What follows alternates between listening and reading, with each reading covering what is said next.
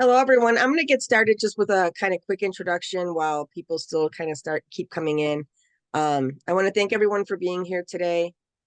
The reason why I try to do these horse talks is to share information because I truly believe that educated advocates are what we need more of if we're going to keep moving forward in wild horse advocacy. So I do have everyone muted, and if you do have questions, I do ask that you just please put them in the chat and we'll get to them as we can. Um, I'm very excited for our horse talk today because I've worked with Holly a lot over the last couple of years as we fought to save the Theodore Roosevelt National Park wild horses. Somebody mentioned this on a post somewhere, and I will just say it in passing. It's not anything that we're going to dwell on, but Holly did work for American Wild Horse Campaign, and that's how I know her. Um, she was part of the government relations team, and when I say that she was instrumental in helping me, I think that people don't understand a lot that 2 years ago, my knowledge of the political landscape, wild horse advocacy, the NEPA process, how to contact our state and federal legislators was pretty much slim to nothing. This has been a huge learning curve for me, and it was a fast learning curve. I don't by any means think I'm an expert or know it all, but I've learned a lot in the last couple of years. Um, but Holly, so that you guys know, um, Holly and her team originally drafted what we submitted as a resolution for the state of North Dakota legislators. They edited it and it changed, but it was pretty much verbatim the resolution that the city of Medora submitted to Congress. They added a few things in about businesses, local businesses, and their concerns there. But so she knows what she's doing. She's respected in her field.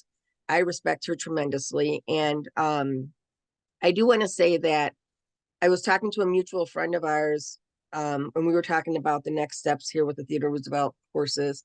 I'm sure all of you know, or most of you do know, that the immediate threat on these horses is gone. Um, Senator Hoeven's office announced, well, the park actually sent out a press release, and Senator Hoeven's office has been continuing to talk with the Park Service. So they've agreed to allow the horses to stay. Um, but there's a lot of questions about what that management looks like. And again, the biggest question is history shows us that they will be back to get these horses and eliminate them from the park. They don't want them there for whatever reasons that we'll never know. They don't feel like they belong in part of that landscape. So if we don't use the momentum that we've gained now to try to get federal protection, we will have wasted the last 2 years. So when I was talking to a mutual friend of ours and we were talking about what to do next for federal protection, she said, I know that Holly's not an American Wild Horse Campaign anymore, and she's not directly involved in wild horse advocacy. But she told me, and this means a lot to me, and I hope it means a lot to everybody who's part of Chasing Horses Wild Horse Advocates, because that's what's important to me. Holly not only respects us and all of the work that we've done, but she believes that these horses need to be saved. And she knows how much work has gone into it, and she knows exactly what needs to be done going forward. So I'm going to turn things over to Holly and really thank you again, Holly, for being here. Thank you for doing this. And thank you for all your help over the last few years. So I also do want to say, because I don't say this enough either, not only did I not have any knowledge of the NEPA process moving forward, when this process started moving forward, but I didn't have relationships with our state legislators or our federal legislators. So it's not like I walked into this with an arsenal of contacts. This was literally like call and talk to whoever would listen to me. I think I had one state legislator that I talked to on occasion, and that's only because he takes pictures of the horses in the park. That was my relationship with him, like pretty much waving as we went by past each other in the park. I know it's intimidating sometimes to contact our state and federal legislators, but really, I think Holly, hopefully, after this talk, will help people see that they really do want to hear from us. And if they don't hear from us, then they don't know, the problems that we are having with different agencies and how we think our suggestions on how we can help resolve those. So thank you, Holly, for being here. And I will turn it over to you. Well, thank you so much, Chris. And I just wanted to start off by congratulating you and for this great achievement, because it really is an achievement. And like you said, there's still more work to be done. But this was absolutely a huge win for the horses. And it was really because of your persistence, right? And I think this is a really good example of, what happens when someone really sticks with something, and really advocates for something. And even if when you first go into it, maybe you feel like you're not an expert and you don't know everything about it, but you can learn, right? And the passion is what will really shine through. And so I always say a lot of this is about persistence and just staying in front of this issue. And you really stuck with it. You were the person there that really just kept with your organization, just kept pushing this forward. And certainly, other individuals have also weighed in. You had advocates all speaking up for the horses, and that's so important. But definitely want to thank you for just sticking with it, and all the work that you were doing with legislators. And yes, a little bit about me. So my background is in animal law, and I have spent over a decade in Washington, D.C., working in the nonprofit sector, advocating on legislation and policy that impacts animal welfare, agriculture, natural resources. Equine protection has been part of my portfolio for my entire career.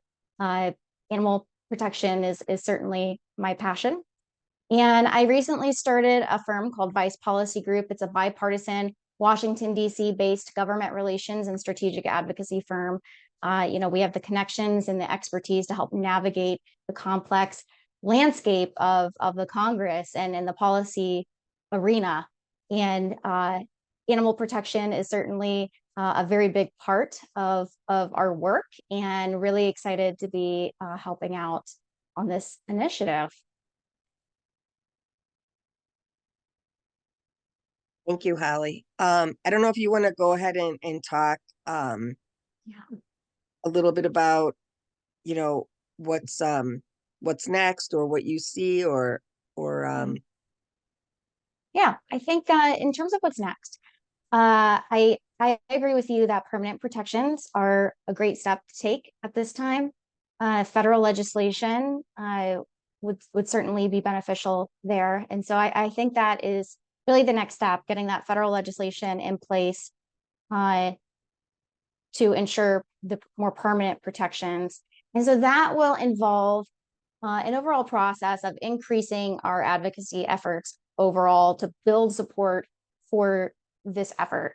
Certainly, we'll be lobbying on this issue to build up support. But in addition to that, members of Congress do need to hear from their constituents. So this is where we'll need to work to increase our outreach to the public and encourage them to contact their legislators. And I will say, advocacy is very important. Um, you know, I kind of explain it as things don't just happen. Nothing good happens unless someone is actually advocating for it. You can't just kind of sit back and hope for the best. There's a quote, "We are the ones we've been waiting for." I'm a huge fan of that quote. I have a T-shirt with that quote on it, and I love it because it's so true. So that's why I think it's really important to have groups like Chasing Horses working on these issues, and why I think it's so important for the public to also join in on this effort. And today, for those who are listening, I wanted everyone to know that their voice matters. And when you engage with your legislator as a constituent, it's showing the legislator that there are people who care about this issue. It brings the issue to their attention. It also helps us break through the noise. Something to keep in mind is that the Congress is dealing with so many major national issues pretty much all the time, at all times. And so having a constituent reach out really helps bring attention that's needed to protect these horses. And this recent win is a very good example, again, of how your advocacy got this issue in front of legislators. You were able to get this issue on the radar of Senator Hoeven, for example, the governor. We had people submitting comments to the agency. You got this in front of them so that they could be aware of what is happening, and then take action to help intervene. And you did a good job, Chris, in terms of pulling all of that together, right? All of these different elected officials, the state level, federal level, governor, different stakeholders as well, and pulling them all together for this united effort to help keep the horses in the park. Thank you.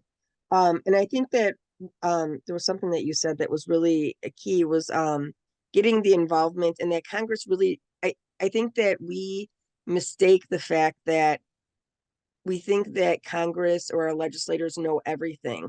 And there's no way they do. And I use the example of when this was going into our North Dakota state legislative session, they had almost 1,000 pieces of legislation they were looking at. And there is no way you can expect anyone to be an expert in 1,000 different things.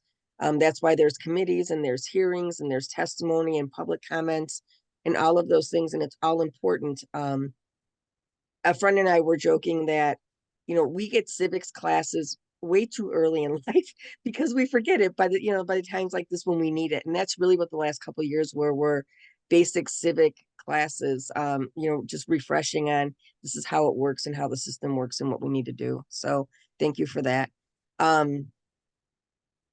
If you want to talk about why advocacy was very important, but different challenges that we face. Do you want to talk about that a little bit?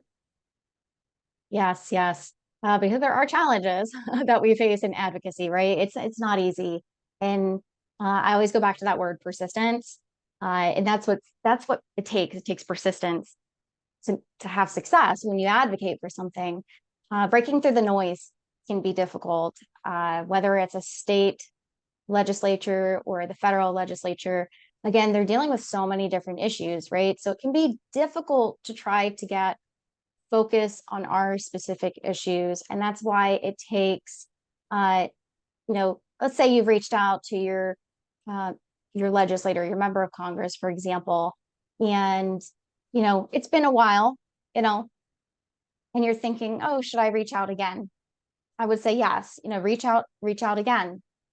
That's very beneficial action to take so that they can keep, hearing from you and encourage your friends and family to take action as well. Another challenge that we face in working on legislation, especially if you're working on federal legislation, is that change can happen slowly. And it just really doesn't go as quickly as you would like, right? And so I find that as advocates, we can get very frustrated as the years go by and, we're advocating on a specific issue and, people can get very frustrated or disheartened that it seems like it's just not happening. And I say again, stick with it and stay persistent because you never really know when that moment will come when you do have an opportunity for that issue to advance. I would say those are some of the major challenges that we face. And everything again just comes down to that persistence, right? And I think it also comes down to actually another challenge would be sometimes resources, right?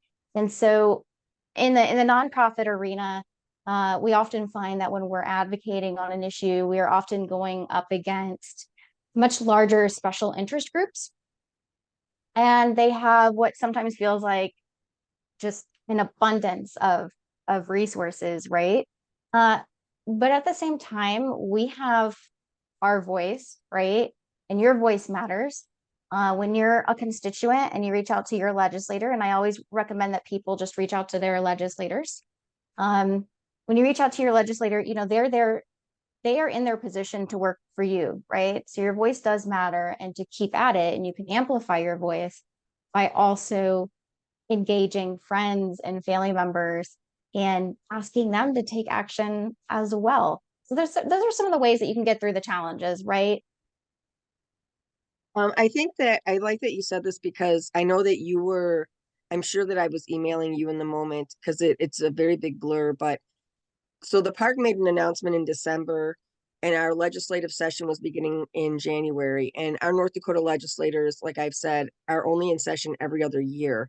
So we knew that we had only a couple weeks to draft a resolution, find sponsors and co-sponsors for this. And again, I have no idea what I'm doing, but I'm just every day calling and talking to the legislators. And I know that you and your team We're getting emails from me all the time. All right, so I talked to Senator Elkin and he's gonna sponsor the legislation. And so if we write it to him and da da da, and then the next day it was like, okay, Senator Elkin's not doing it because he thinks that Representative LaFour is going to do it. And so now we're gonna this and we're gonna do it that way. And then it was like, okay, now nobody's doing it because they don't see the point. So there was a lot of, it was a roller coaster ride, and it felt like a race because we had a Yep. very real deadline that we had to meet. And it wasn't, if Senator Elkin said, hey, Chris, I don't see a reason to do this. I'm not gonna sponsor this. And if I said, okay, thank you, and walked away, what would have happened? Yeah, Um, exactly. Yeah. so the persistence and the timing was all very critical. And to help people understand, hopefully tomorrow Holly and I will be having a meeting with one of our state legislators talking about the next session in 2025, because I don't want that pressure of the like we had last time. And even the representative that I'm talking to is like, we have time. I'm like, I know we have time, but I would like to be ahead of it this time. So the persistence really, really was huge. So Absolutely. Yeah. And that can be a challenge in and of itself, especially when you're dealing with state legislation, right? The shorter legislative sessions, especially if they're only meeting every other year. So the process itself, the legislative process moves so quickly. And so you have to the degree you can, prepare ahead of time, right? But inherently, it does end up being a chaotic process regardless, right? You just prepare as much as you can to help ease the pain just a little bit. But it does tend to be something that requires pivoting very, very quickly, which you did, right? And so just being able to pivot quickly and dealing with that roller coaster where 1 second everything looks like it's great, it's going awesome, this is succeeding, this is going to happen, and then the next minute, oh wait, here's this challenge, here's this barrier, and then being able to work through that and not give up when that happens, because it's inevitable when you're dealing with legislation. There will be those moments where you get a no. I mean, I walk into legislative issues expecting a no, push through it anyways. They always start with a no. That's where they start. And if they don't start with a no, well, wow, that's just a treat. But I usually expect that they will start from that position, and then you just push forward, and you get creative, and you do the groundwork and the hustling, exactly what you did, doing that groundwork and that outreach that was needed to ultimately make sure that this could get through that barrier to keep going.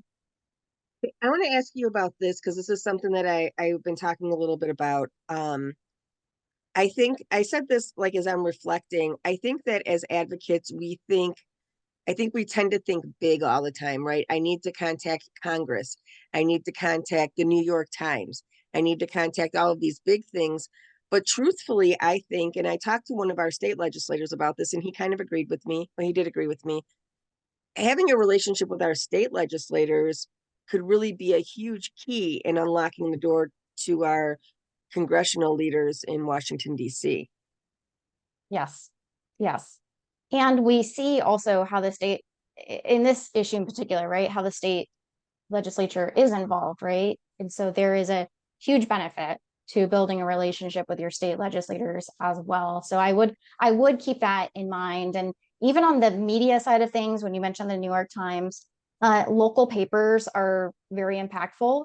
Not everything needs to be up in the New York Times. The local papers have a lot of influence on the legislators in those areas. And, sometimes if an issue is getting traction on the local level, ultimately it will become something that a larger paper like the New York Times will pick up. And I also should mention that regardless of whether or not an issue gets covered in a larger national paper, the local papers post their articles online these days. I mean, Right. so it's visible and it's seen. And it's the same thing also. I often encourage advocates to submit letters to the editor of their local newspapers. And I had a question one time. someone was asking me, well, is that worth it anymore? Nobody reads the newspaper. But most of these newspapers publish the letters to the editor online. Right. So your letter is still getting picked up and seen by people across the country. Well, I think also too, that's very important to note. I know that our state legislators, like while they were hemming and hawing, like while we were doing the dance to get to sponsors and co-sponsors for the resolution, the fact that every single day they could not pick up or look at their newspaper online and see a letter to the editor about the horses made them realize like we have to do something because the voices were that loud within North Dakota. So absolutely letters to the editor are still very important and still help. And also Patrick Springer, we're very lucky to have Patrick Springer as a reporter in North Dakota.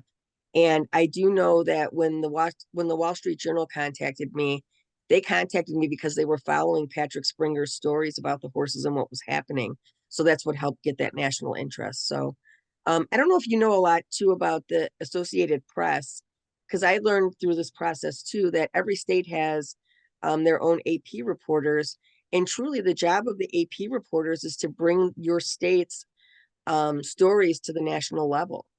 And so Mhm. I do have a good relationship now with our AP reporter for the state, but that's another great way to advocate and use the media to do that. And I think that that's not talked about enough. That's a really good point. Yes. And also ties in with another thing that I was just thinking about, which is, building relationships with reporters generally, right? Even at your local papers, building those relationships and providing them with factual, credible information and, becoming a resource for reporters so that, uh, sometimes that will help get their interest in covering a story, or if they decide to cover a story, they reach out to you to get your comment or to utilize you as a resource. That's another thing too. The relationships with the press is very important. And I think that it goes along the lines with what we were saying about Congress. Sometimes if you don't let the press know something, they're not going to know either. I always say when the announcement came out that the park wanted to get rid of the horses, my husband and I waited a couple days for the press to, talk about it somewhere, newspaper, TV, something. And when nobody did, I literally went through every reporter in the state, every news station in the state and said, hey, are you aware? The park just announced they're getting rid of the horses. And then that brought that to their attention. And then they all started doing stories about it. And yeah, I have great relationships with our press all throughout the state. There you So that's go. another really great, it's Fantastic. really important. That's Um, fantastic. what about um meetings to the letter meetings with legislators, town hall meetings, like how important are all those kind of things, or what other things are important when you're talking about advocating that you can talk about that you've seen over the years? Yeah, it's a really good question.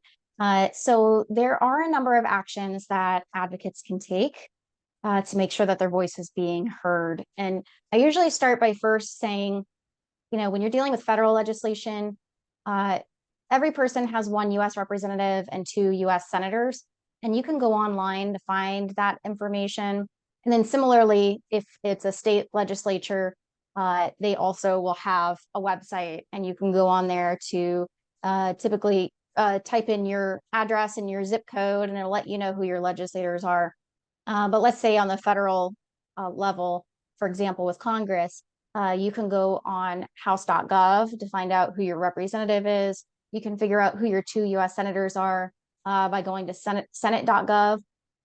And and again, that's two senators represent you. Both of the senators for the state represent you. And then there are a few different ways that you can take action: calls, letters, meetings with your legislators, town hall meetings, letters to the editor, social media is another way. So just running through each of those really quickly. So calls. So phone calls.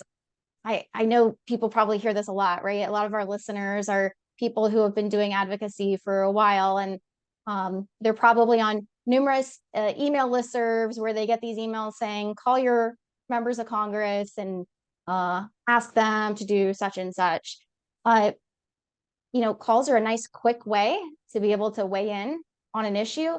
And every legislator has a website with their phone number listed when we're talking about the Congress. And typically, if you're dealing with the state level, it depends on your state and your specific state. But typically, the phone number for your legislator will be available on that official webpage. In the Congress, each legislator has their own website that you can go to. It has their phone number listed. And you just dial the number.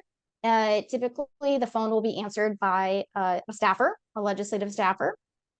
And you just state that you're a constituent. You might need to give your zip code and, be very concise with your message and what you're asking for. And then they will record that. They keep a log of who is calling and what they're asking for. And then letters. And typically when I say letters, I'm really talking about emails these days. It's all pretty digital. You can still send your legislators kind of the old-fashioned snail mail, but at least on the congressional level, that can be a little inefficient. It does take, they will eventually get it, but it does take a long time for them to see it. It has to go through various security measures to get there. But what you can do is, again, go to your legislator's website. So at this point, you've identified who your legislators are. You go to their website. Each of them also have a contact form, and you can use that to submit your message. I recommend, again, keeping it pretty concise, relying on facts, always being very polite. Anytime you're communicating with your legislators, always be very polite and factual, because getting angry and yelling at them doesn't really achieve anything. What you're trying to do here is build a relationship, right? And establish yourself as a credible voice and establish a relationship where you can be a resource, right? And human nature is we pretty much don't really want to associate with people who are yelling and screaming at you. It's not really a great way to build a relationship. So I encourage people to take the other approach. Meetings, yes. Scheduling meetings with your legislators, again, whether it's state or federal, these days you can do it in person. You can also do it virtually. On the federal level with the Congress, they're still very much using Zoom, which in a way that's fantastic because it's made talking to your legislator much more accessible, right? And I should also note that when we're dealing with the Congress, you don't necessarily need to fly all the way out to Washington, D.C. to meet with your legislator and their staff. Every member of Congress has local offices as well within the state. If they're a representative, they have offices within their district. And so again, when you're on your legislator's website, you'll find that type of information. They'll have a list of where all of their offices are located. And there can be tremendous value in building relationships with the offices that are local to you there within the state. Those offices are there, and the staffers there are there to serve you. That is their primary role, being there in the district and in the state. And if you have a policy issue that you bring to them, they will relay that up to the policy staff, their colleagues in Washington, D.C., to make sure that message is getting translated there. And then again, whether you go in person or virtually, I always say, again, rely on facts, be polite, build a positive relationship. You're trying to build a relationship, some rapport, and sometimes that takes time. I hear from people sometimes who have met with their legislator, and they say, well, I feel like they weren't very responsive, or, I'm not really sure. They didn't really commit to how they're going to vote on this. They didn't really commit to whether they're going to co-sponsor. And that's, I wouldn't take that as a bad sign. That's happens frequently. They often won't commit to something right there on the spot. They kind of want to go do their investigation, kind of their research. They want to see if other constituents been weighing in on this. So definitely don't give up if you didn't get firm commitment right there in your meeting. Follow up after your meeting. You can send an email to the person that you met with, whether it's a staffer or whether you meet with the legislator themselves. Send a follow-up, a nice follow-up message, and let them know that you want to keep the dialogue going, and that you'd like to develop a relationship with their office. And then after a period of time, feel free to reach out again and maybe meet with them again, to check in with them. Hey, we had a chance to consider this. I'd like to follow up about this issue that we've met about, and see where you're at on this. And then that's a great opportunity to also bring them maybe some new information that has come up on the issue that you're advocating about, right? So it's another opportunity. Town halls was another great one to mention. Town halls are, if anything, probably underutilized. And, town halls can be a great opportunity to get FaceTime with your legislator, to talk to their staffers, to, bring up an issue. And if you want to find out about town halls and when they're coming up, they'll typically be scheduled in advance, right? And so what I recommend for everyone to do is go to their legislators' website. Again, it's a very good resource. And on at least on the congressional level, there is every website has a little box. It's usually on the home page, and you can type in your email address to sign up for their newsletter. And so you'll be on their email newsletter list, and they will email you whenever they have events that are coming up, such as town hall events. And so if you see one of those, sometimes you need to register for it. And so you can go ahead and register for it. And sometimes they're in person. Sometimes they're on the phone. They'll do like a tele town hall over the phone. Sometimes they do it online on Zoom. Again, that makes it very accessible. And they're all a little bit different. There isn't just one format that they utilize. Some of them will kind of just allow for questions from the audience. Some of them want you to submit the questions in advance. And I think it's very helpful when we have advocates who ask questions about some of these issues, right? And even if your specific question doesn't get addressed by the legislator in the town hall, it was not a waste of your time. Don't be disheartened.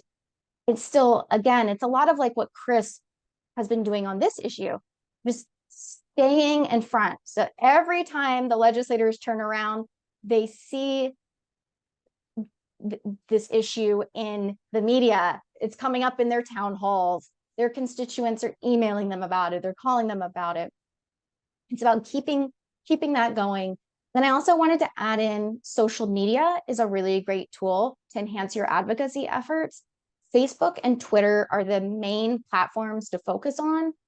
On the congressional level, every member of Congress has Facebook page, and they have Twitter, or I guess it's called X now. I still call it Twitter. And these offices, they will see your messages. In congressional offices, every office has a person who handles communications, and they monitor anytime their boss, the member of Congress, is mentioned either on social media or in a letter to the editor or in some other media format. And so when you go on social media, you can send them a tweet or leave a comment on Facebook, and the staffers will see your messages. And my advice is the same as with kind of the other strategies as well. Keep it concise, be polite, be factual. And then, finally, I mentioned this a little bit earlier, but a great way to amplify your impact is by engaging your family and friends to take action as well, right? So you take action and contact your legislator. Well, if you then have someone else in your household make a call or send a message as well, well, look, you just doubled your impact, right? And, we all have friends that we can reach out to and say, hey, would you be willing to spend, a minute to take the time to send a quick message to your legislator, right?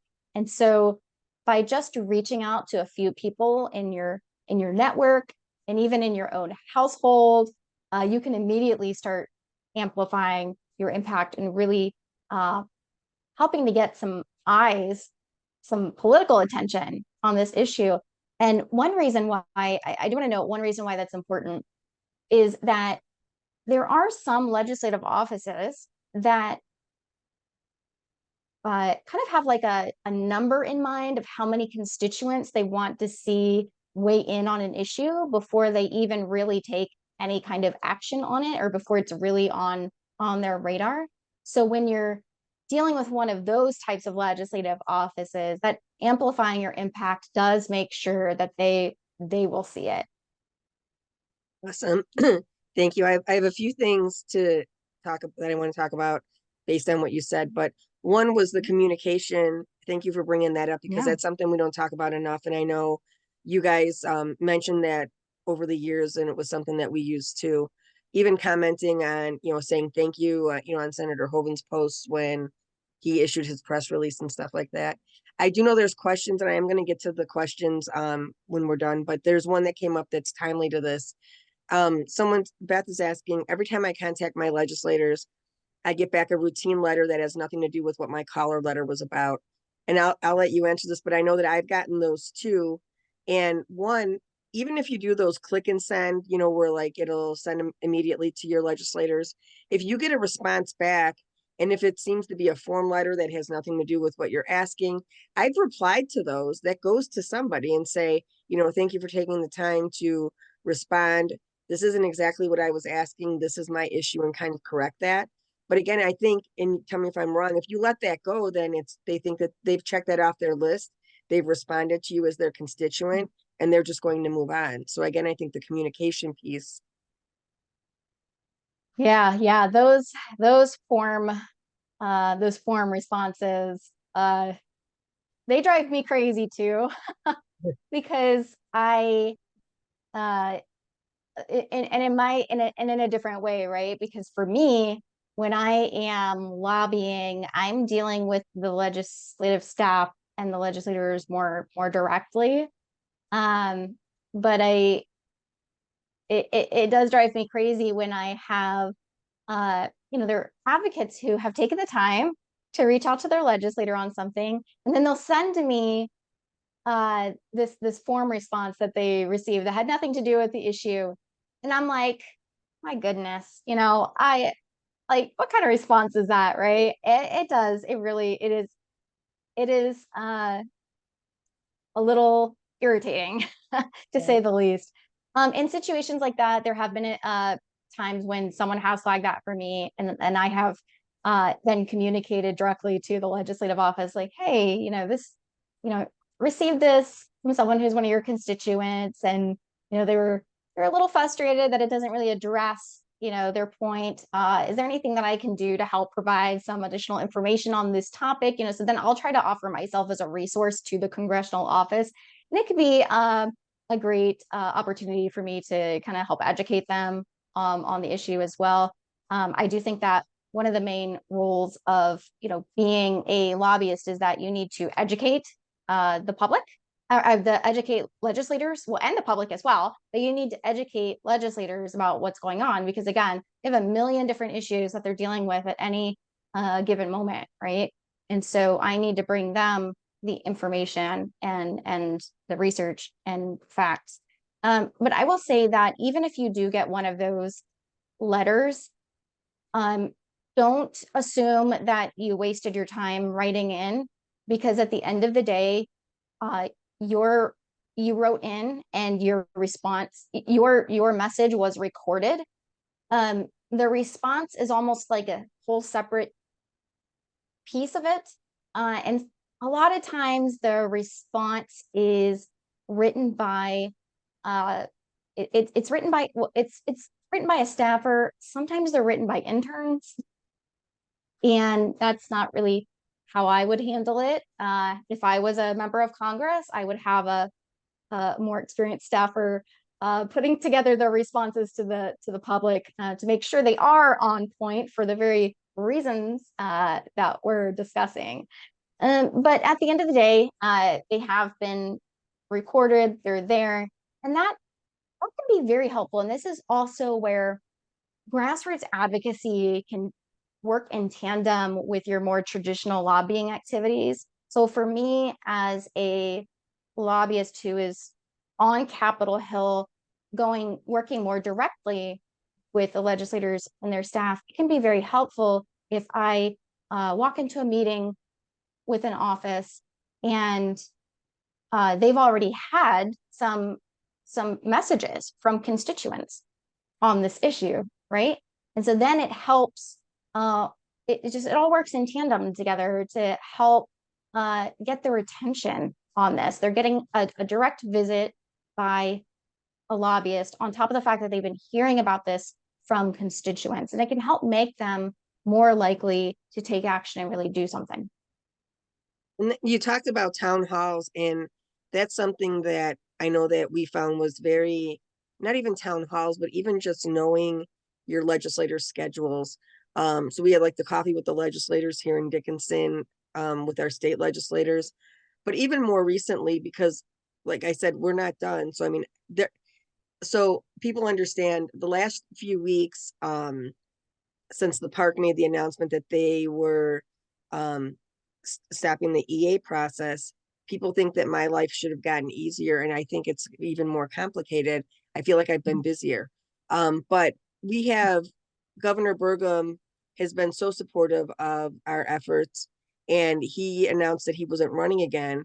So even knowing the schedules of the two candidates that are running for governor to take his place has been important, because this is the time to say, hey, we've had so much support from Governor Burgum. What are you going to do? And what can we count on that same support from you? The other thing is sometimes, like you said, town halls are done over the radio.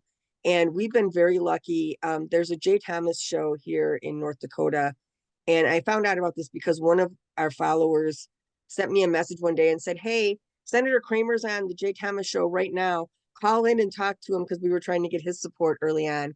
And I've really established a great relationship with Jay Thomas, where when he has these different members or different congressional members on, the last time I was on his show, he was like, well, Kelly Armstrong's running for governor. Surely, since he's from Dickinson, he would be in favor of keeping the horses. And I'm like, I don't really know, because he was one of the first ones to say he trusted the park in their decision early on. And so he had said the next time I have him on the show, we're holding his feet to the fire, and we're not going to take this, congressional blah, blah, blah, like straightforward. Kelly, are you going to help these people keep the horses? So those are really, really great. But one thing I wanted to, maybe you can talk about this. And when I say this, I hope people understand. So if you can talk about what you can, and when I say what you can, I want people to know there is so much that I'm working on that I can't say out loud right now for different reasons, whether it's that I don't want to jinx what we're working on. I don't want to assume that, all these different things are going to happen. But people have asked me, won't our state legislators or Senator Hoven's office just take care of the horses now, and can't we walk away? So what is the answer to that? And what does the process look like going forward? Because we say federal legislation, and it seems like, okay, well, snap your fingers and Holly, get it written up and let's go and take it to Hoven to sign off on it. What does that process really look like, and why is it going to take so long? So if you can start with like, Yeah. are they going to take care of this if we quit saying, hey, please take care of this? You know, uh, well, first, I mean, a huge thank you to Senator Hoven for all of his leadership and the actions that he has taken on this, and Governor Burgum and the state legislature as well, and how they've all really come together to advocate and get the victory that we have in front of us. But absolutely, like you said, it doesn't end there. We do need those more permanent protections, and that will require staying in front of uh, these legislators, these politicians, right? Because again, they are faced with so many different issues that are happening every single day. And the more that we keep up our work on the horses, the more likely that they are going to stay on it, right? You know, if we just disappear and we don't continue advocating on this, it's very easy for them to think, oh, okay, well, maybe people have lost interest in this, right? Well, the issue has been And resolved, correct? Like it's been yeah, resolved to our satisfaction. yeah, exactly. It's people are happy now, so we've done our job, right? And we don't want to leave that impression because we know that it's not over yet and there's still more to be done. This is a huge victory, no doubt, to absolutely be excited about. And so so thankful to Senator Hoeven and others for all of their work on this. But we know that there's more to be done, right? And so we want to be able to continue those relationships and keep working with them to advance this issue to where we need to get it, where we have those more permanent protections in place. So what does it look like? What does federal protection look like? Like, what does this process look like? Yep. So the process, yeah, I wish it was as easy as just kind of like snapping fingers and then it happens, but nothing's that easy, right? So yeah, it will involve quite a process. Typically, you when you're looking to get a piece of legislation uh, completed, you want to first, you have your idea, and then you need to create a draft of your idea. I typically like to create a draft of what the bill language should look like. And then you go to the legislator that you would like to have as your sponsor, and you present them with your bill draft, and you advocate for it, right? And you talk to them about the issue. You explain why it's important for this bill to be introduced. And I should mention that as a as a member of the public, you can't introduce a bill. You need a legislator to introduce the bill for you, right? So you want to find who is going to be, it's called a sponsor. You want to find who is going to be your bill sponsor.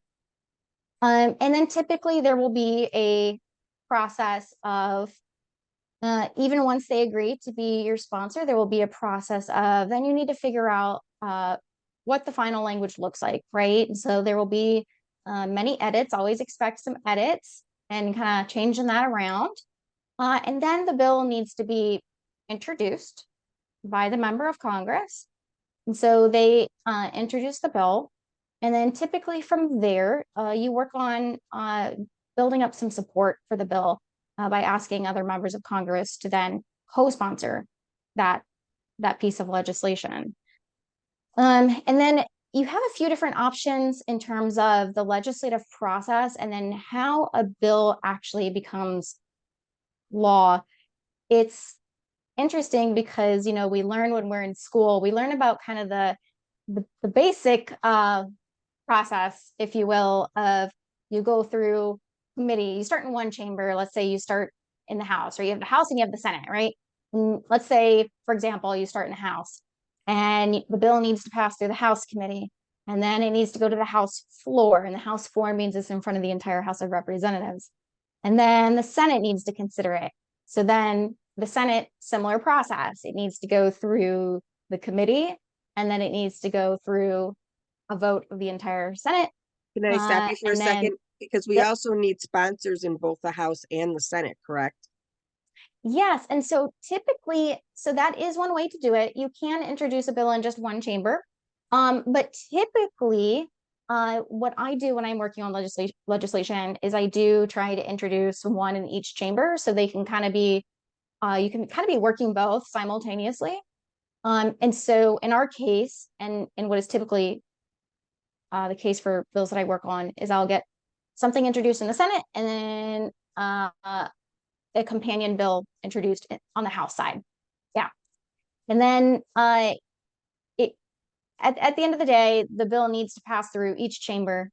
And then if the two versions are a little bit different, it'll need to go through votes again. It gets a little bit convoluted. But then, the process is not always as clear cut as just going through committee and then the entire House of Representatives.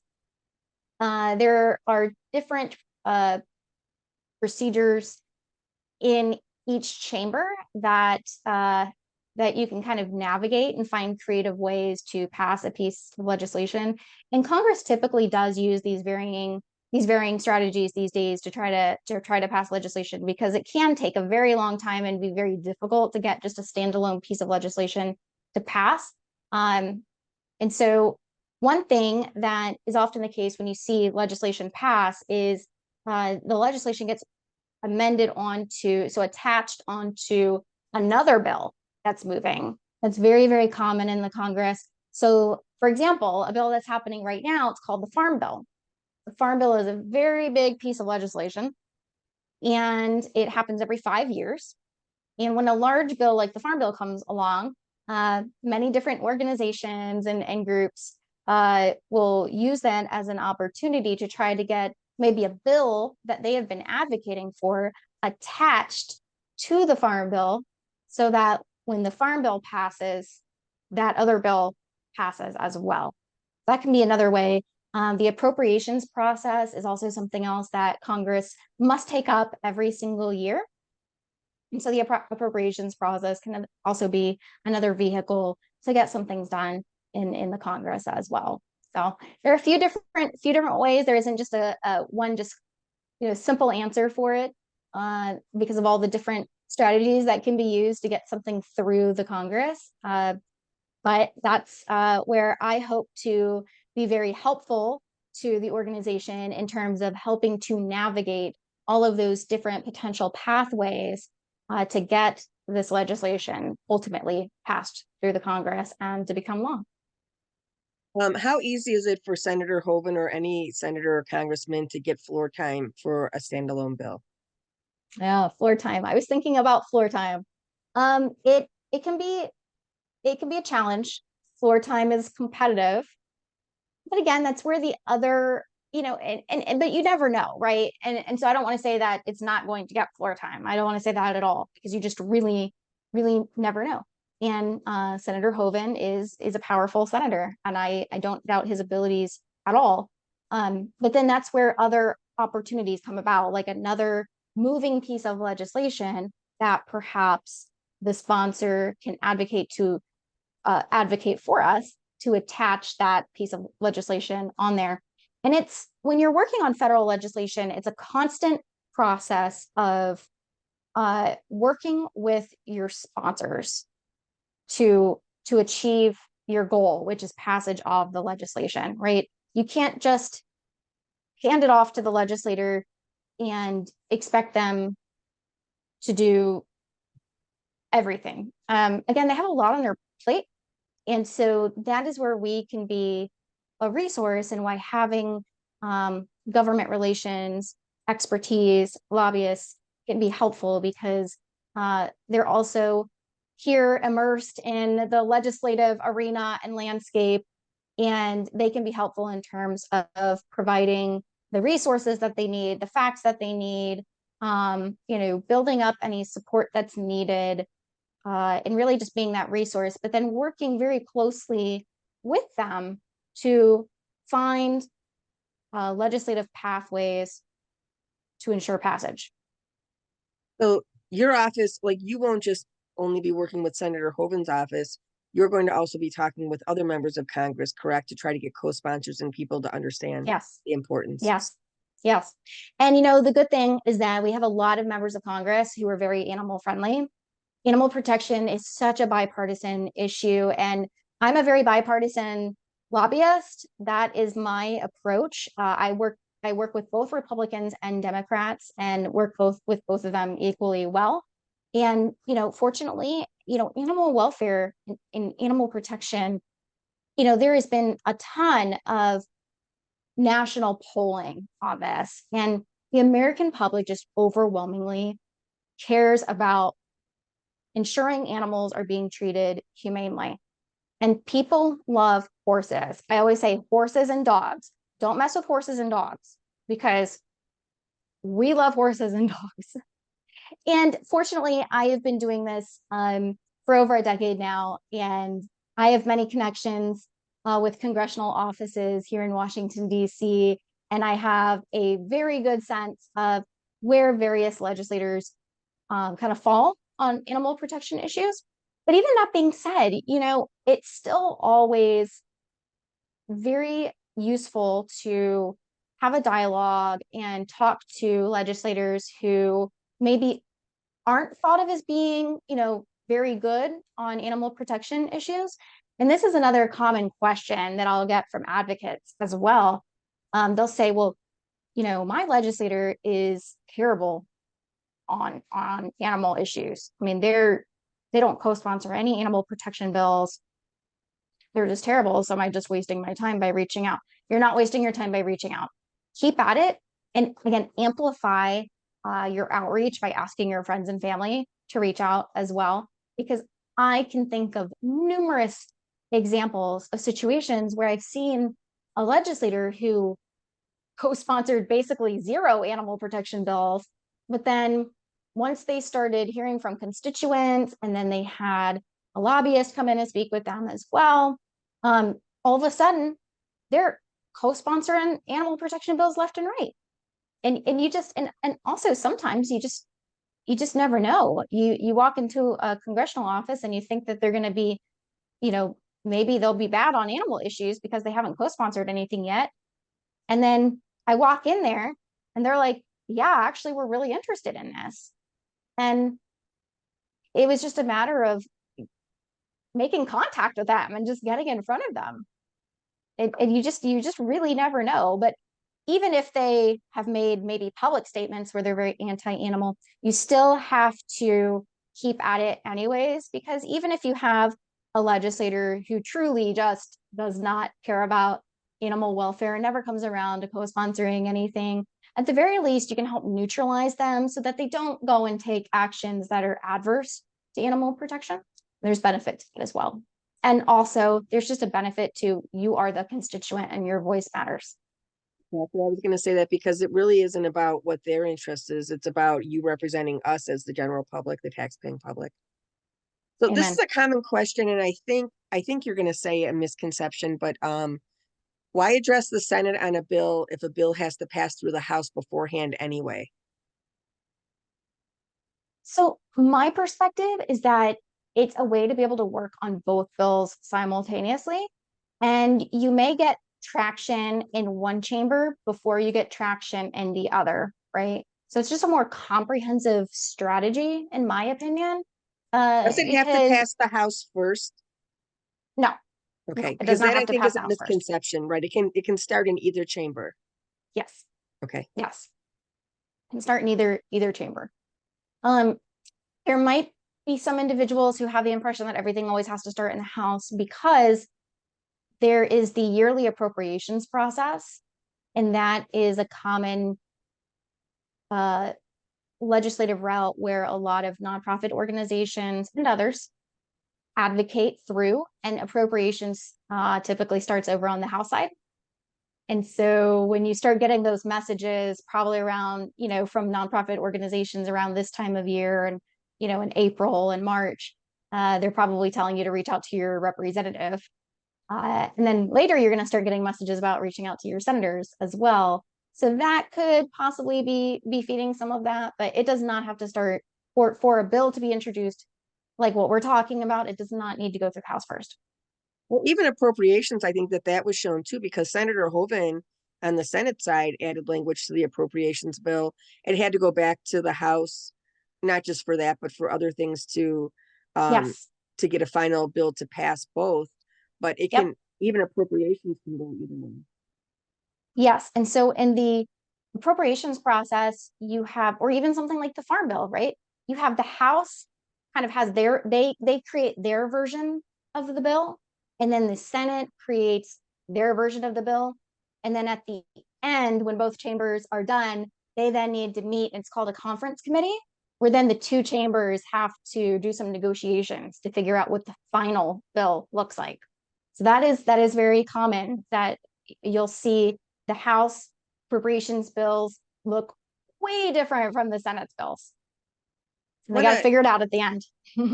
There's a question since we're talking about appropriations, and it's something that we had talked about that I don't think a lot of people realize either. Like, we were lucky Senator Hoven is on the Appropriations Committee, but your Yep. representative doesn't have to be on an Appropriations Committee to ask for language to be put in. There are times during the year where every member of Congress is trying to get their initiatives or their causes looked at through appropriations. So I don't know if you have anything to add on that, but just a note for Absolutely. people.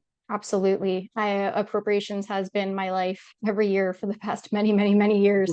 And it's you know, it's a fun time. It can be a roller coaster, but a lot of work, but also can be a fun time. It's typically that occurs in the earlier part of the year, January, February, March, April. So the Appropriations Committee receives requests from every member of Congress. So every member of Congress gets to create you could almost envision it as like a wish list. Like, hey, this is what I'd like to see in the appropriations bill this year. And so they pull that together, and that oftentimes will come from working with nonprofit organizations, hearing from constituents. Members of Congress often have an appropriations request form that you fill out to request what language you'd like to see in appropriations. And then if your member of Congress includes that on their appropriations wish list, they send that off to the Appropriations Committee for their consideration. Yeah. So that happens in the beginning of the year, like the early part of the appropriations process for that year. I want to ask one more question, then I'll go to questions that people are asking in the chat. How important is it? So I think that we've talked about a key to the success that we've had here in North Dakota is having an organization like ours that was having relationships with our state and federal legislators. How important are individuals or organizations on a state level or within that state? Meaning, and I know that we had talked to one of our representatives before who had said, for example, if American Wild Horse Campaign called our state legislators and said, hey, the park wants to get rid of these horses, how receptive are they, even for a big organization like American Wild Horse Campaign versus our small grassroots organization, to listening and being receptive? Typically, the more local you are as an organization, the more impactful you're going to be. And that will oftentimes weigh much more heavily than if an organization from outside of the state weighs in. It can vary. And this is not specific to American Wild Horse Campaign. This is literally any larger organization or an organization that is not based in the state. There can be challenges, right? And every state has a kind of different culture in regards to that. Some states really just don't want to hear from what they perceive to be outsiders, right? But then there are other states where they are more open to heavy collaboration from numerous national and local entities. So it can vary tremendously. But I would say in this situation, the reason why we have been as successful as we have been with keeping the horses in the park is 100% because Chasing Horses Wild Horse Advocates is a local organization there in the state. So, and I didn't mean that to sound bad against American Wild Horse Campaign or anybody else, because I also want to add, when I do talk to, like, for example, Mike LaFleur, our House Majority Leader, he is very impressed that I can call people like you or people from American Wild Horse Campaign in defense of animals, or even, Oregon's Wild Horse Organization, that I have advocates from all across the United States and the world that are willing to help with whatever different questions we have. So, but I think that it would be worthwhile and it would strengthen advocacy if there could be more localized groups forming to help advocate for wild horses in different areas. I think that that's something that's missing. Absolutely. It is missing. We need more local groups, and it would be fantastic if organizations who are not located in the state who maybe have more resources and maybe work on these issues on a more national level can also help by collaborating with the local organizations, and many of them do, but collaborating with the local organizations and kind of keeping up those efforts and help support the local organizations and lift them up, because in a lot of areas, it's just absolutely critical to have the local organization there, and you just can't make progress without them.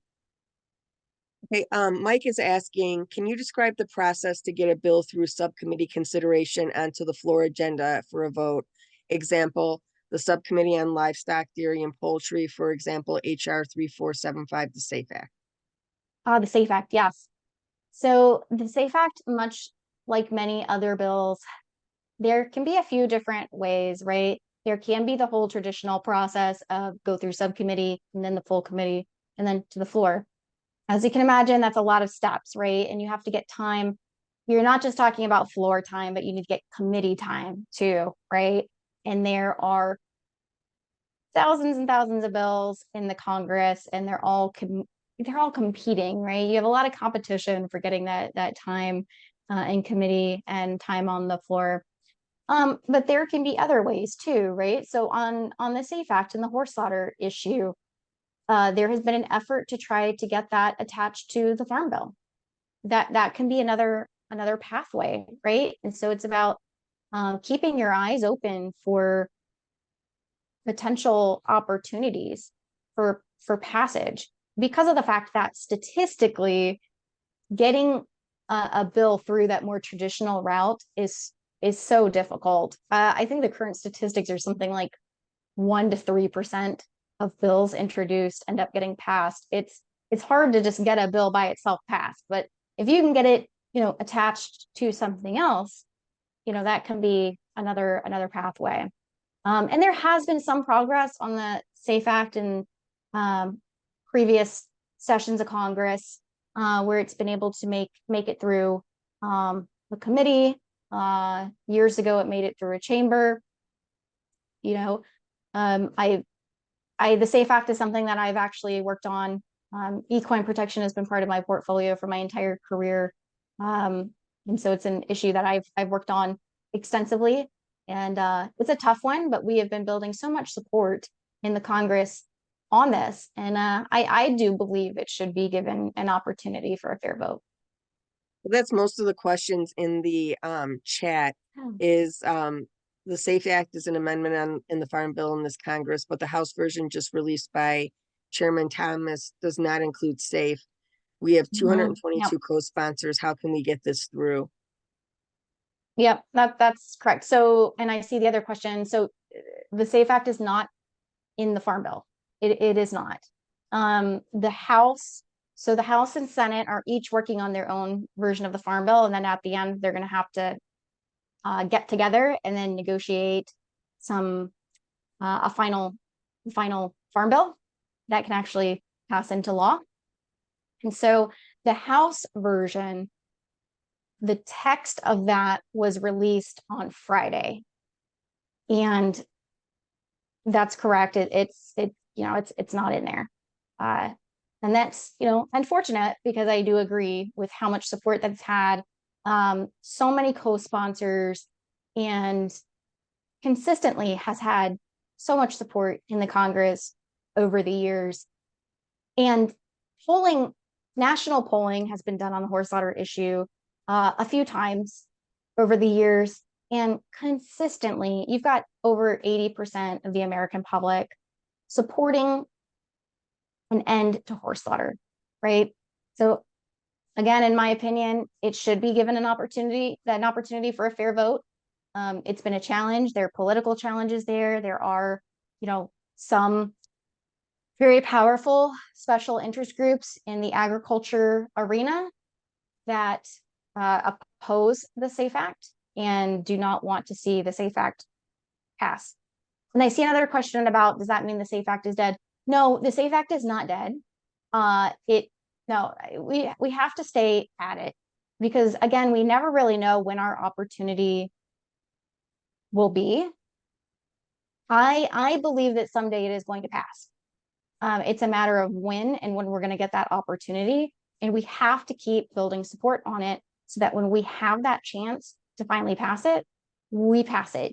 And then also, I think keeping up public support for ending horse slaughter eventually starts to pressure the industry as well, right? To me, it's ridiculous that the Farm Bureau and some of these other major agriculture interests oppose the SAFE Act. They say, well, it's a slippery slope. Like they act like if you ban horse slaughter, you're going to go ban their hamburgers next.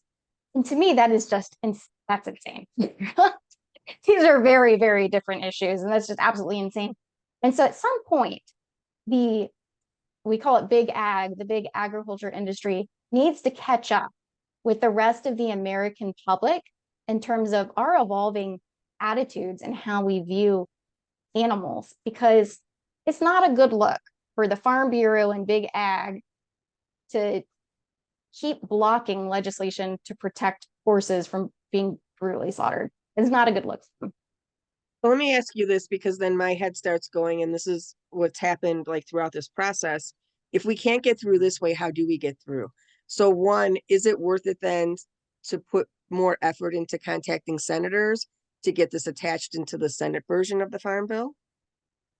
Yeah, that's great. And it's not too late to contact your representative in the House of Representatives also, because even though it was not included in this initial draft of the bill that was released on Friday, there's still several more steps to the process. And we do want to keep building up that support and that pressure, if you will. That's what I was going So to ask. Like, definitely. is it even worth it to contact our representatives and say, I'm extremely disappointed that the SAFE Act has not made it into this bill? And then again, maybe the more people that they're hearing, there is still a chance for that to be possibly get added. I mean, like you said, very small chance maybe, but if we don't know if we don't try, right? Exactly. Keep at it, because you really don't know. There's still many other steps to the process. And it's a balance, right? I don't want to give anyone false hope, but I also don't want to tell anybody that it's over, because it's not over. And this is an important issue that I do feel like at some point there's going to be a breakthrough. Um, do you know the organizations that oppose the SAFE Act? Are there any that you could name?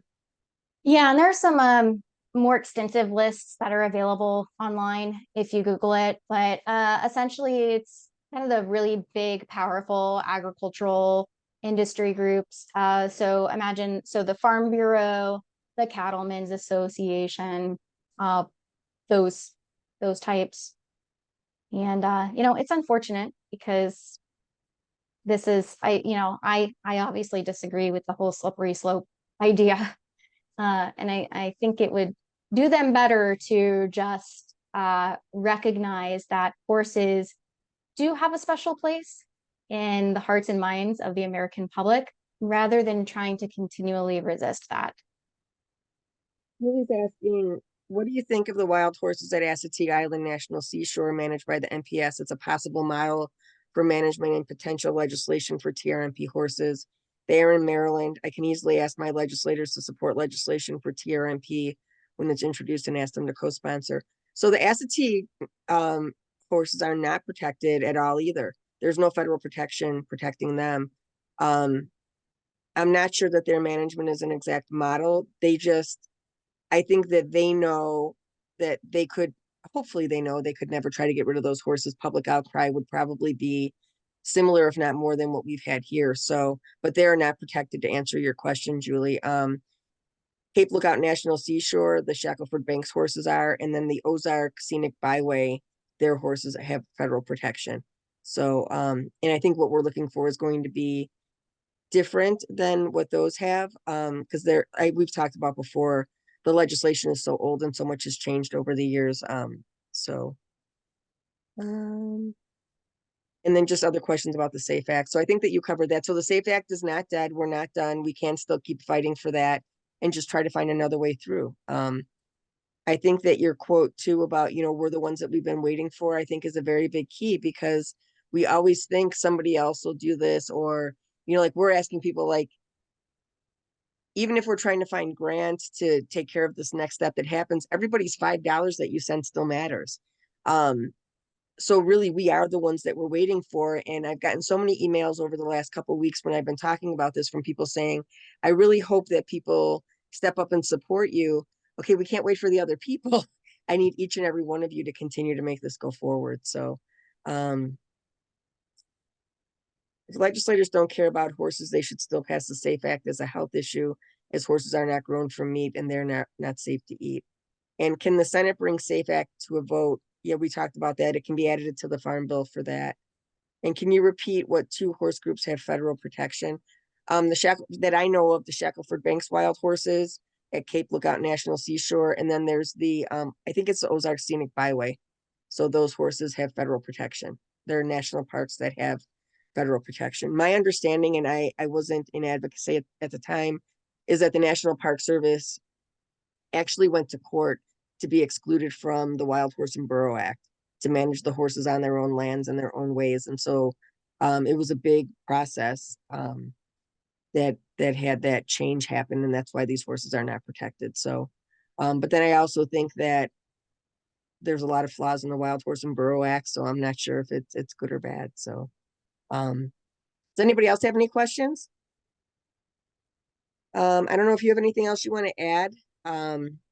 And I think people did say that, so if they don't care about, if their legislators don't care about animal issues, like someone mentioned, it's your job to make them care because it's not their own person.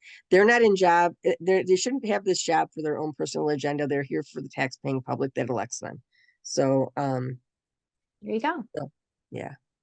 Anything else to add or anything to wrap up? No, I think that's fantastic. And I mean, if anything, I would just echo a plug for, encouraging people to support chasing horses, wild horse advocates, because I know you've got a lot in front of you as you continue on and we get federal legislation and pursue other pathways to get more permanent protections for these horses. And I hope people can help support the organization. Somebody asked, and this came up before too, isn't the farm bill done and approved within 6 months? I think that's probably typical, but again, even if we don't get it in this session, we have to keep fighting. So the farm bill is, nobody knows when it's going to be done. It keeps getting extended. And it's been difficult. Congress is, you've got Republicans and Democrats fighting over some policy issues and not a lot of agreement on certain topics. And so it has been extending out quite a bit, and we really don't know when it's going to be done. Most people believe that the Farm Bill will extend on at least until the end of this year and possibly go into next year as well. I have another question I thought about as we were getting ready to close up. Are there things, even though we're talking about wild horses in a national park, that aren't protected under the Wild Horse and Burro Act, and we're not necessarily talking about that, are there things that we have done or things that we're possibly setting a precedent for that can help change wild horse advocacy everywhere or help be applied to other wild horse advocacy? Right. It's a chance to create a model, right? You could create a model here that could help with a larger wild horse advocacy effort. And then some of those other populations that don't have federal protections yet as well. I agree. The other thing too, I think, and I'm not sure how this is done, but we were lucky here where in a very crazy way, our North Dakota agriculture, the Stockman's Association was actually advocating for keeping the horses in the park. Part of that might be because the Longhorn cattle were also, fear of being eradicated from the North Unit. But are there ways to find commonalities with these bigger groups to try to advocate together in some way? Like you said, we're not asking for them to stop, we're taking hamburgers away. No one's asking for that. We're asking stop slaughtering horses. But is that maybe another way to advocate, is to try to work with those organizations? I think so. I think that's ultimately what's going to have to be done. There needs to be some dialogue and conversation and collaboration and trying to find common ground I find that that typically tends to be most impactful when you're dealing with issues that can be more controversial. Um, so if you're talking about something like horse slaughter, I don't think that the horses in Teddy Roosevelt Park should be a controversial issue at all. It clearly isn't. But when you're dealing with something that maybe has been kind of debated for a while, you've had different sides being adversarial on like the horse slaughter issue, for example. And we've seen some of that on the larger kind of wild horse issue as well. And so I found success when you can bring together both sides, even if it seems like they are in complete disagreement in every possible way, because in my experience, you typically find some type of common ground. And sometimes just getting people to the table, having conversations, helps us all realize that we're all human and maybe we're not, maybe it doesn't have to be quite as adversarial as it is, right? And can help ease some of those tensions or ease some of those concerns about the slippery slope, for example, that clearly just don't exist, right? People are just trying to protect America's horses because they do have such a special place in the heart of Americans. Yeah. But collaboration is key. That's what I tend to say. Collaboration is key. And I also think it's important to not think that everyone who is a rancher or everyone who is a farmer is not on your side. And I find that the policies of some of the larger agricultural associations, like the larger Farm Bureau and Cattlemen's Association, sometimes their views are not in line with the state chapters of those same organizations, and they are not always in agreement on policy issues, right? And so there are sometimes areas like that where you can start maybe working with those people to start building some common ground to help develop some solutions. So maybe even just like thinking in terms of, we were saying with our state legislators and state newspapers, so even starting with state associations and getting them to be on Yeah, board or be on the same page with you, and then they can help yeah, move that up the chain possibly. yeah. That's a really good point.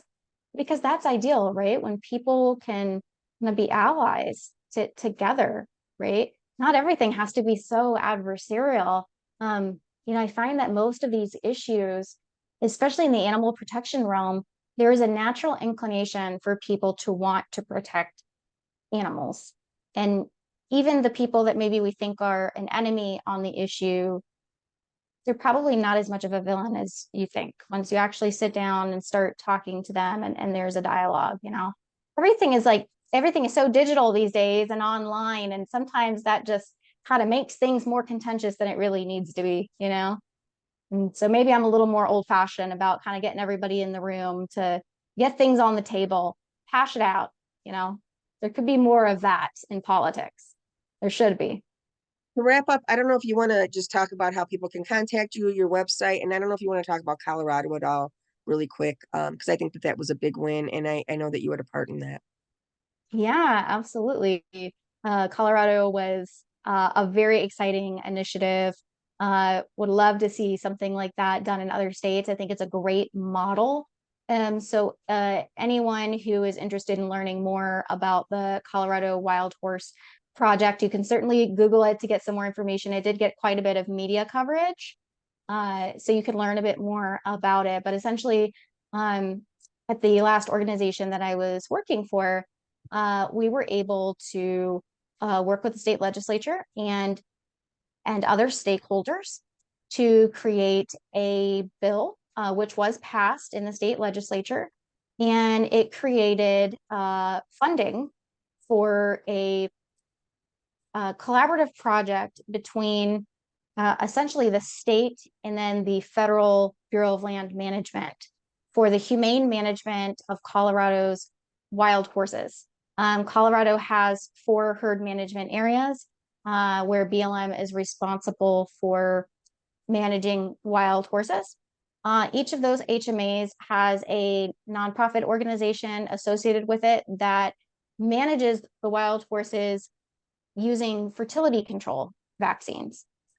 And so the idea with this bill was to help provide some resources to help those organizations succeed, to make sure that you're able to treat enough mares to keep a balanced population, a healthy population, and ultimately prevent removals of wild horses from the Colorado HMAs. That is that ultimate goal there.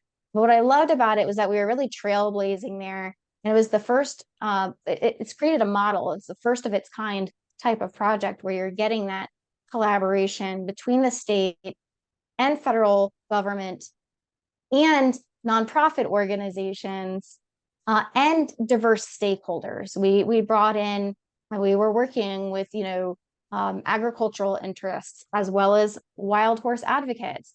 And it's a great example of how the advocates for the horses and the livestock community actually have a lot in common and can come together, find that area of common ground. You have common goals.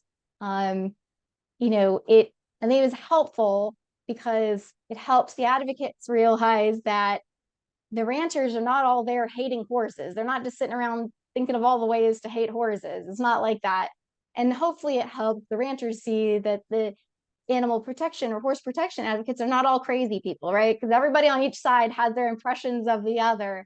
But it was a wonderful thing to see that collaboration come together, find some understanding, and to have wild horse advocates alongside livestock interests as well for a common goal. And I really look forward to continuing to watch how that project progresses, but would love to see that happen in other states as well. How can people find more information about that? What can they Google to find more information? I would Google Colorado Wild Horse Project, and they'll find some information on the state of Colorado website. And then they'll also find a number of news articles that have been printed about the effort. And then as far as Bice Policy Group, if you would like to get in contact with me, you can go to my website at bicepolicygroup.com. All right. Well, thank you very much, Hallie. I appreciate all your time. I appreciate all of your help, even the last couple of years. And I look forward to working with you going forward. So thank you so much. Thank you so much. I'm so excited to be part of this project. And thank you, everyone, for all the work you're doing. And please do stay at it and don't get disheartened. Change doesn't happen overnight, but we are the ones that we've been waiting for. Thank you. Thank you.